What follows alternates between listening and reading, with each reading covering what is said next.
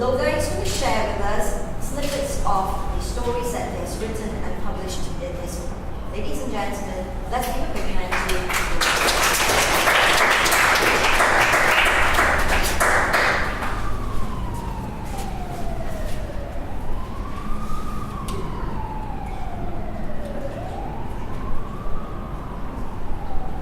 Very good afternoon to members of the audience.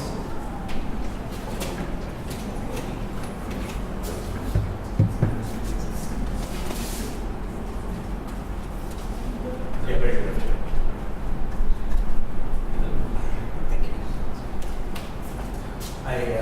I must say that this is an amazing and an honorable experience for me to be standing here and to read from a work that I actually did many years ago at the University of Hawaii. My voice was loud.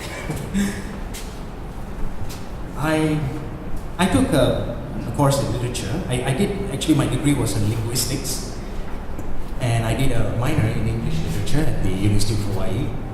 But I actually started writing from the first day of my English class when I was at the university. And when I first took this English, Introduction to English in 101, and my professor said that your first assignment, she told the class, your first assignment was to write something about someone that has impacted your life.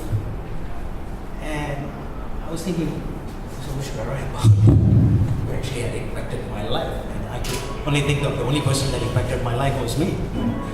To make a decision to leave home and get out of the comfort zone and go all the way to the United States to, in search of knowledge.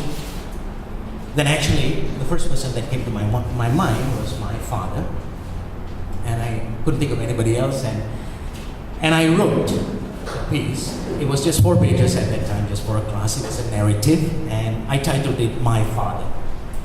And what we used to do was all the English professors and the students will get together once a week at the cafeteria, and there would be a reading session, something like this. And my professor said, Loga, why don't you read your work about your father? And I said, okay. And I did, and it was an emotional experience, standing there reading about my father. My father is, I let my writings do the talking. And after all these years later, it's, like I said, it's an amazing experience of standing here and reading this. It's 13, I wrote it, I rewrote the whole thing, and I did some interviews and research, and there's a lot more work to do. And I've taken some excerpts from the 13 pages, and I hope it will convey the message that, to you, the audience, the message that I would like you to echo of a mentor.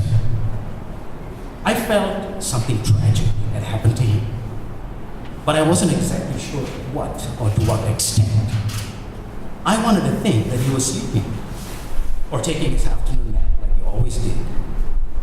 And then I would join him and recline next to him to massage his half-bald gray head or to caress his wide root-town nose and his face invaded by gray stubble beard until he fell asleep. As his head lay facing upon the cotton pillow, his collarbones would be dauntingly protruding, as though they were about to swell and burst. And I could count his ribcage, apparently visible through his thin white t-shirt. In fact, I would massage his head every afternoon after returning home from school and devouring my mother's cooking. Sometimes my second sister, who was 7 years older than I was, would do it too. He really enjoyed that, always calling us in anticipation and delight to get his massage from us, like a baby waiting on for milk. That Saturday afternoon, however, it was different. He was not in his favorite room at the back of a long wooden home next to the kitchen. The atmosphere around me seemed eerily unusual. Mother was standing in the corner in enormous silence, with her arms crossed and her right hand cupping her face. I could see tears straining down between the openings of her fingers. The nurses and a doctor kept pacing back and forth, examining his body with some medical equipment. I had never seen him with a gory bandage wrapped around his head before. Although there was this one time, 2 years before then, he had a minor crash with a motorcycle during lunch hour.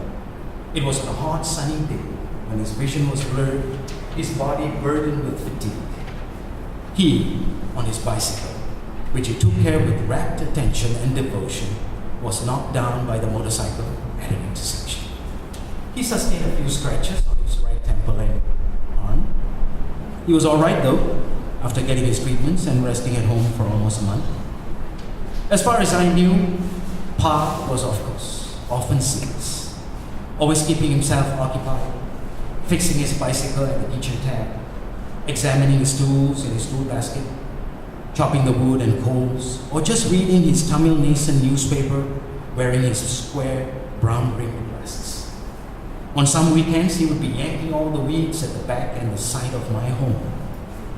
Sometimes I would see him hoeing away all the weeds, adjusting the vines of his eggplants, or raking up the fallen bougainville petals in front of my home. Or he'd be in the kitchen boiling hot water for his tea, or to dip a kitchen towel in his and net a swell on his leg. He was always physically and mentally audacious, leading the family like an army commander in a battlefield. Never once had I seen him downing an aspirin or fell seriously ill. He would make his traditional ginger tea and gulp it down like it was an elixir. He would make me drink it too whenever I got a cold or a cough. One thing he never forgot, even once, was waking me up in the morning for school and preparing ginger tea and toast for me for breakfast. He made sure I never missed my breakfast and my lunch meal. On some days, however, I would throw a tantrum. I would throw a tantrum at him for waking me up 5 or 10 minutes later than the usual time. I would perform the morning rituals, but only with an irritable, pouty face. I would get on the school bus without saying goodbye. His reasoning would be that he wanted me to sleep a bit longer. For some reason, I would be stubbornly mad at him and get on the school bus without touching the pocket money on the table at my breakfast. The bus would gear up the slope into another housing area to pick up the other students, and then turn around to get on the main road. It had to pass by my home though, and when it reaches the road leading to my home again, it would come to a halt, and I would wonder why. Then I would be astonished to see Pa climbing onto the bus to hand me the coins and the butter sandwich, like a dispatch operator in an office. I would be struggling to muster the slight embarrassment because everyone would be staring at us. He would then gently pat my head and tell me to be attentive in class, control my temper, and cultivate my patience. He would say that again and again, whether I heard him or not. And some days he would patiently answer my same questions, like how to fix the spoke of a bicycle. He would take pride in my questions and explain to me like a professional teacher, without ever being annoyed. I once wrote an essay for my English class in 5th grade and showed it to him. I didn't think it was good because there were some of the teacher's red marks on it. Surprisingly, he made a copy of that essay, folded the paper, and slid it safely into his wallet. Every little thing I did, he embraced with a genuine sense of joy and admiration, even with acts as insignificant as taking part in a tug-of-war competition in school, fixing the bicycle tire, or cutting the birthday cake. Until I was 12 years old, he made sure I cut a cake on my every single birthday. Mother once said that I plunged my whole hand into the cake on my first birthday. When he wanted to take a picture of me at the photo studio, Pa then ran back to the cake store and bought another, exactly the same as the first. During my primary school days, whenever I felt despondent that I didn't do well in the exams, or I was compared poorly with the neighborhood kids who did better than I did, or if I had a brawl with a friend for bragging about his grades, he would console me that I didn't have to burden myself by being them, or doing as well as them in the exams. I was as good as I was destined to be, and that I could be better than the others, including myself, only if I understood the virtue in patience and held a burning desire in my heart to make a difference in my life. he would continue to expound that if I ever desired to make that difference, then I should never attempt to defeat anyone with my physical strength, but only with my intellectual and spiritual faculty. That way, there would be no need for me to be better than anyone else, but I could inevitably better myself. Every time he uttered those words in that manner, they sounded more like a Zen koan to me, a mind-boggling rhetoric. In later years, whenever I reminisced the days with him, I couldn't differentiate whether he was truly an ordinary old man living the simplest of life of a saint, or a scholar living the life of his own choice. Pa had never gone to school beyond 9th grade in his homeland, southern India. And yet he often spoke with a poetic tone and words saturated with an essence like listening to a beautiful song again and again, so we could finally get a glimpse of the meaning behind the lyrics. I remember when he took me to a circus on my 10th birthday and bought me a slice of cream cake at a local bakery, the one and only in my hometown. Later, as we were strolling back home, I suddenly asked him, how come a tiger and a lion could do whatever the circus performer commanded by holding only a whip? Instead of quenching my curiosity, Pa propelled me further into a head-scratching bewilderment with his usual ubiquitous symbolic pose. With one's wits and self-control, he can conquer a lion or even tame an elephant on rampage. Pa never ceased to burn into my head how I could accomplish the best by conquering not others but myself. Occasionally, he would call me to his back room where he lived in solitude. Whenever Pa called me, he often addressed me affectionately as Loga Ya or just Aya. He would call me into his room usually after everyone fell asleep. His voice would be tender but vigilant, educating and imparting some words of wisdom. Don't be true fillers. Study and work hard. Always be patient, be loving, and hold an ambition and goals dearly in your heart. And face the world with courage and positive demeanor, he would incessantly remind me. And then he would implant some positive affirmations like I was born with a boon of being someone extraordinary. I could only wonder at those words and the tone with which he uttered them to me, as though there was an urgency in me breaking some ancient codes. Keep my words dear to your heart. Pa was perhaps using the innocence of my childhood to reveal his desires and aspirations for me so they could act as a compass to guide my life. Even though physically he was not able to guide me for more years, in his heart he had an uninterrupted, unflinching desire to see me grow to be a successful man in society. He had faith in me to grow as a man of honor with an ambition which would bring pride to my family. Nevertheless, all the lectures and advice did not exactly sink into my iron head at that age. I was indeed frivolous and had his words go out the other year, not to mention being unappreciative of their values. Usually out of politeness, I would listen, but then sprint away being indifferent and insensitive to those words, and sooner they vanished like a paper boat drifting down a river. The hospital odor was something I could not bear, not to mention being in one of those wards. The stench of the medicine the nurses applied to the patients often gave me a nausea and a headache. However, this time, all that discomfort faded into oblivion because he was there. I was anxious to take him home with me.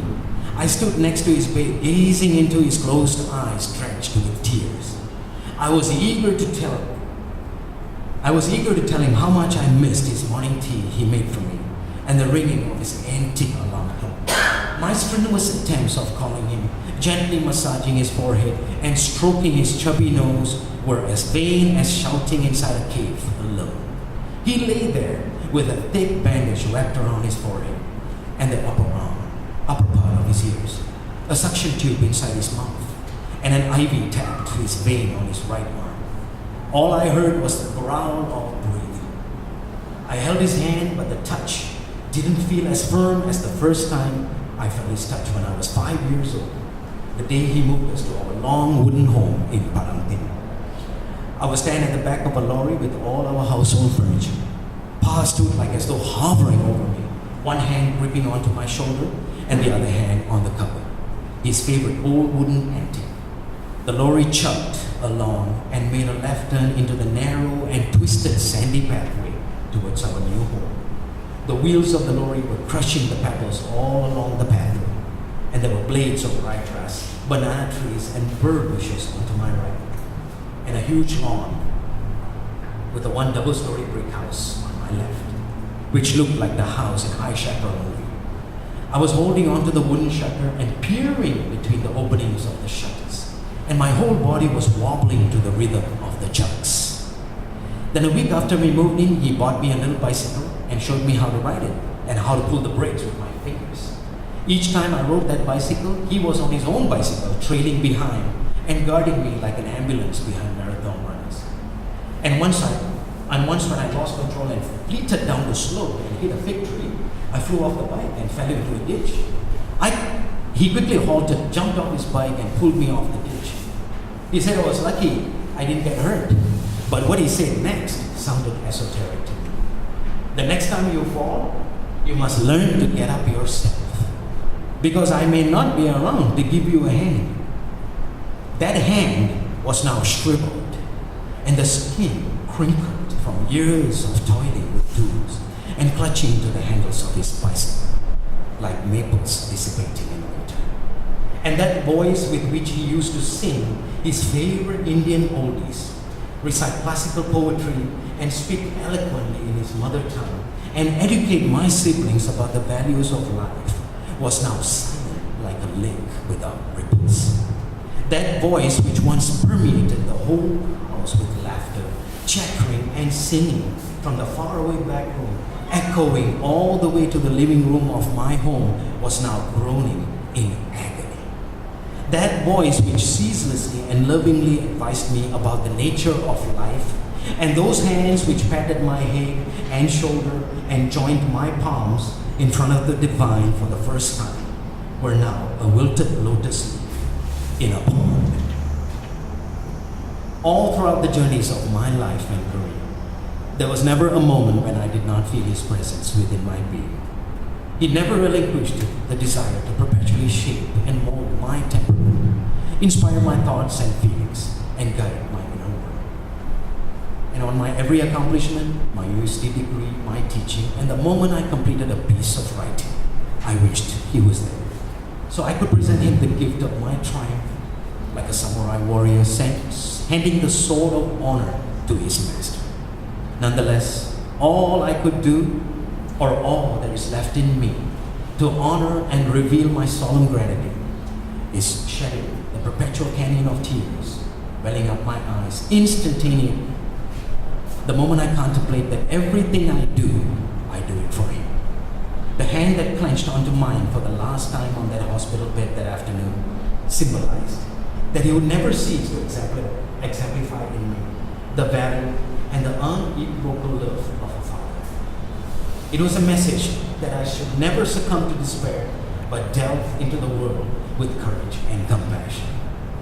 As much as he wanted to watch me grow, I have felt that he resolutely accomplished that purpose, because everything he taught me became resiliently etched in my heart, like a painting of 1,000 years carved on a stone slab.